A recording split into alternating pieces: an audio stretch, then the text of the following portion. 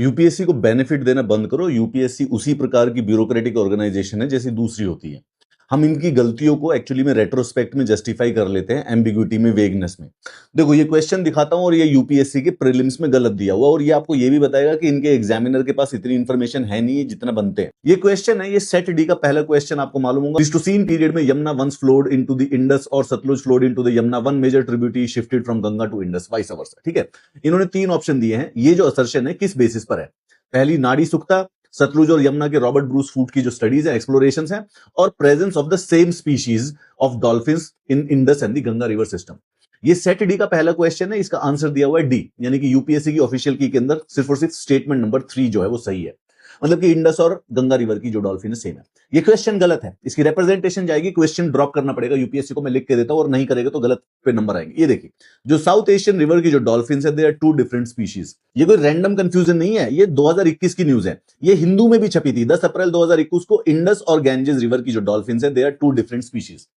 अब ये पुरानी किताबों में कहीं पे सोर्सेज में ये सेम स्पीशीज बताई गई है, लेकिन पिछले 5 साल में ये जो चेंजेस हैं हो चुके हैं, लेकिन यूपीएससी इसको अपने पेपर पर नहीं चेंज कर पाई।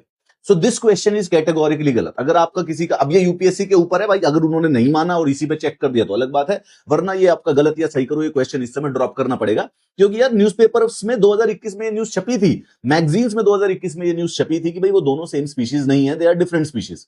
लेकिन इन्होंने आंसर दे रखा है कि they are the same species. Now this is where the catch is. मैं इसीलिए बताता हूं कि जो यूपीएससी है, they are again a bureaucratic organisation. वो इतनी सैक्रोसेंट जो हम ले रहे हैं, ये 2026 का जो टफ पेपर आया तो उसके बाद लोगों ने भी बोला नहीं नहीं यूपीएससी है, और इनके जो पुराने जो सिलेक्टेड कैंडिडेट्स होते हैं, पुराने ब्यूरोक्रेट्स है, वो भी उछल उछल के आए, ये तो स्क्रीनिंग एग्जाम है, बच्चे को मेहनत करनी पड़ेगी, उस एग्जाम का राइट है। उनको नहीं पता, they are not doing it correct.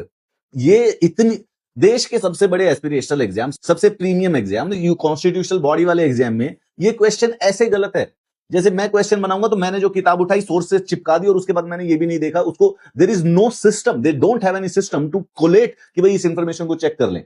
ये शाम को इंफॉर्मेशन आ गई थी सारे बच्चों के पास, क्योंकि जिसने भी इंटरनेट पर जाकर चेक करने की कोशिश की, दे फिगर्ड आउट कि यार ये तो है ही नहीं, ये स्पीशीज है ही नहीं same. The reason why the prelims is not correct, ये प्रीलिम्स टफनेस का कोई चैलेंज नहीं रहा है, प्रीलिम्स अब्सर्डिटी का, मिस्टेक्स का। यूपीएससी के प्रीलिम्स में इतनी नंबर्स ऑफ जो मिस्टेक आती है, वो कंप्लीटली, कम से कम नहीं तो हर साल 400-500 बच्चों का फ्यूचर बर्बाद कर देती है। यही तो छोटी मोटी गलतियां बर्बाद, ये तो इन्होंने की निकाल दी, वरना ये इन्होंने नंबर 3 दिया है। ये पिछले साल ये नंबर 3 नंबर पे चेक करते और उसके बाद फाइनली में रिजल्ट निकालते। ये पिछले 10 सालों से इसी तरीके से बच्चों के भविष्य को कब्र में खोदते आए हैं।